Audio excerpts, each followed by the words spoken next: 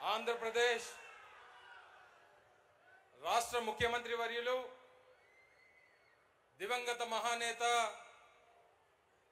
YS Rajasekhara Reddy గారి ముద్దుబిడ్డ మన ఆంధ్రుల ఆరాధ్య నాయకుడు రాజశేఖర రెడ్డి గారు పేదల కోసం ఒక అడుగు ముందుకు వేస్తానంటే నేను పేదవాడి కోసం 10 అడుగులు ముందుకు వేస్తానని చెప్పి మన అందరి ముందు నిలబడినటువంటి జన హృదయ నేత గౌరవ ముఖ్యమంత్రి శ్రీ వైఎస్ జగన్మోహన్ రెడ్డి గారికి వేదిక మీద ఉన్నటువంటి సహచర మంత్రివర్యులకు ప్రజాప్రతినిధులకు వేదిక మీద ఉన్నటువంటి గౌరవ నాయకులకు పెద్ద ఎత్తున ఈరోజు జగన్మోహన్ రెడ్డి గారికి ఆశీర్వదించడానికి విచ్చేసినటువంటి అనకాపల్లి నియోజకవర్గం అనకాపల్లి జిల్లా నుంచి పెద్ద ఎత్తున విచ్చేసినటువంటి ప్రజానికానికి అందరికీ కూడా హృదయపూర్వకంగా నమస్కారాలు తెలియజేసుకుంటా ఉన్నా. ప్రతిష్టాత్మకమైనటువంటి వైఎస్ఆర్ చేయూత కార్యక్రమం 4 విడతల్లో 75,000 రూపాయలు రాష్ట్రంలో ఉన్నటువంటి ఎస్సీ ఎస్టీ బీసీ మైనారిటీలకు 45 సంవత్సరాల నుంచి 60 సంవత్సరాల లోపు ఉన్నటువంటి మహిళలకు చేయూతనిస్తానని చెప్పి ఎన్నికల ముందు ఇచ్చినటువంటి హామీని ఇప్పటికే 3 విడతలు పూర్తి చేసి ఆఖరి విడతగా 18,750 రూపాయలు మన అనకాపల్లి నియోజకవర్గ సాక్షిగా ఈ రాష్ట్రంలో దాదాపు 27 లక్షల మంది మహిళలకు అందిస్తున్నటువంటి కార్యక్రమానికి గౌరవ ముఖ్యమంత్రి గారు విచ్చేశారు. ఒక్క వైఎస్ఆర్ చేయూత కార్యక్రమమే కాదు, ఈ రాష్ట్రంలో పెద్ద ఎత్తున అనేక సంక్షేమ కార్యక్రమాల్ని జగనన్న అమ్మఒడి కానివ్వండి, రైతు భరోసా కానివ్వండి, వైఎస్ఆర్ ఆసరా కానివ్వండి, వైఎస్ఆర్ చేయూత కానివ్వండి, పెద్ద ఎత్తున ఈ రాష్ట్రంలో పేదవాడికి సంక్షేమాన్ని అందించినటువంటి ఏకైక నాయకుడు ఈ దేశంలో ఎవరన్నా ఉన్నారంటే అది ఒక్క వైఎస్ జగన్మోహన్ రెడ్డి గారు మాత్రమే అని చెప్పి సందర్భంగా తెలియజేస్తా ఉన్నా.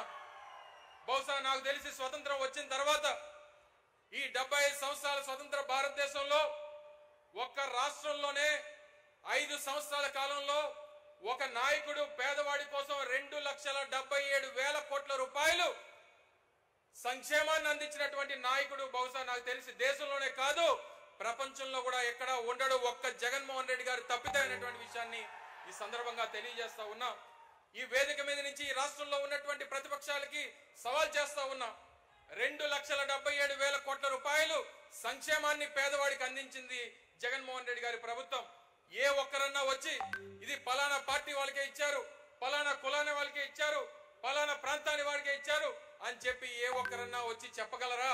లేదా ఈ 2,77,000 కోట్ల రూపాయల్లో ఒక్క రూపాయి అన్న అవినీతి జరిగింది అని చెప్పి చెప్పగలరా అని చెప్పి ఈ సభ నుంచి ఈ రాష్ట్రంలో ఉన్నటువంటి ప్రతిపక్షాలకి సవాల్ చేస్తా ఉన్నా అని చెప్పి సందర్భంగా తెలియజేస్తా ఉన్నా.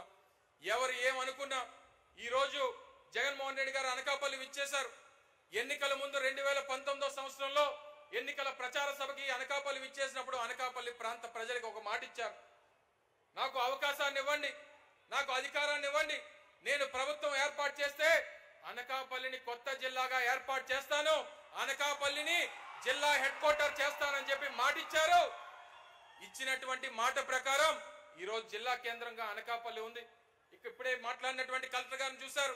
ఒక జిల్లా కలెక్టర్, జాయింట్ కలెక్టర్, జిల్లా ఎస్పీ ఎప్పుడన్నా అనకాపల్లిలో నివాసం ఉన్నటువంటి పరిస్థితులు మీరు ఎప్పుడన్నా చూసారా అని చెప్పని అడుగుతా ఉన్నా. పరిపాలనని అంత దగ్గరికి తీసుకొని వచ్చారు, పరిపాలన వికేంద్రీకరణ చేశారు, ప్రజలకు అందుబాటులోకి పరిపాలన తీసుకొని వచ్చారు, వాలంటీర్ వ్యవస్థను తీసుకొని వచ్చారు, సచివాలయ వ్యవస్థను తీసుకొని వచ్చి ఈ రాష్ట్రమే కాదు ఈ దేశం కూడా మన రాష్ట్రం వైపు చూసేటువంటి విధంగా చేసినటువంటి నాయకుడు జగన్మోహన్ రెడ్డి గారు అని చెప్పి సందర్భంగా తెలియజేస్తా ఉన్నా. మరి ఇంత పెద్ద కార్యక్రమాలు ఈరోజు అభివృద్ధి కార్యక్రమాలు అనకాపల్లి పట్టణానికి సంబంధించి కానివ్వండి, లేదా గ్రామీణ ప్రాంతాలైనటువంటి అనకాపల్లి మండలం, కసింకోట మండలాలకు సంబంధించి కానివ్వండి, ఈ ప్రాంతంలో ఉన్నటువంటి రైతాంగానికి సంబంధించి కానివ్వండి, ఎంత పెద్ద ఎత్తున కార్యక్రమాలు చేసి ఒక్క అనకాపల్లి నియోజకవర్గంలోనే సంక్షేమం కోసం 1,500 కోట్ల రూపాయలు ఖర్చు పెట్టినటువంటి నాయకుడు వైఎస్ జగన్మోహన్ రెడ్డి గారు అని చెప్పి సందర్భంగా తెలియజేస్తా ఉన్నా. ఒక 5 నిమిషాలని దాంతో పాటు ఈరోజు రానటువంటి కార్యక్రమాలు, చేపట్టబోయేటువంటి కార్యక్రమాలు, రేపు ఎన్నికలకు వెళ్తా ఉన్నాం, మరో నెల రోజుల్లో ఎన్నికలు జరగబోతా ఉన్నాయి. ఈ రాష్ట్రంలో ప్రతిపక్షాలన్నీ కూడా ఏకమయ్యాయి. జగన్మోహన్ రెడ్డి గారిని ఎదిరించాలని చెప్పి చూస్తా ఉన్నాయి.